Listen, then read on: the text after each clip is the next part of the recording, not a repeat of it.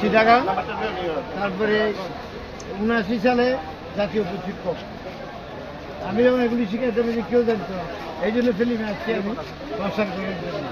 মৌলানা প্রথম শিখছে, তারপরে রুবেল, আলেকজান্ডার বউ, আরও আছে মিশন সদাগর, আরও অনেকেও যারা এখন ফাইট করে, ফাইটের আর্টিস্ট আছে, সবাই আমার শিষ্য। আর বাংলাদেশের 200 সিনেমা হল আছে, প্রায় 200-300 ক্লাব হবে আমার।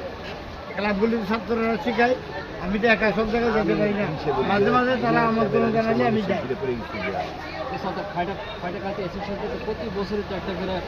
আর আমরা কক্সবাজারে প্রতি বছর অনুষ্ঠান করি, ইয়াতে আমাদের সমুদ্র, কক্সবাজার সমুদ্রে, ওখানে বাংলাদেশ ফাইটার ক্যারাটে অ্যাসোসিয়েশনের সব জায়গাতে সদস্য যারা হয়েছে ওখানে উপস্থিত থাকে, ওখানে প্র্যাকটিস হবে।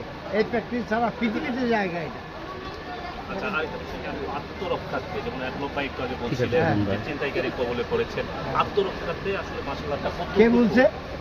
আত্মরক্ষার্থে না, মার্শাল আর্ট ও যেটা বলছে এটা ঠিকই আছে, পুরো এটা চাপ বড়, সাহস হচ্ছে বড় আত্মরক্ষা। আপনি যখন আমার মারতে আসবেন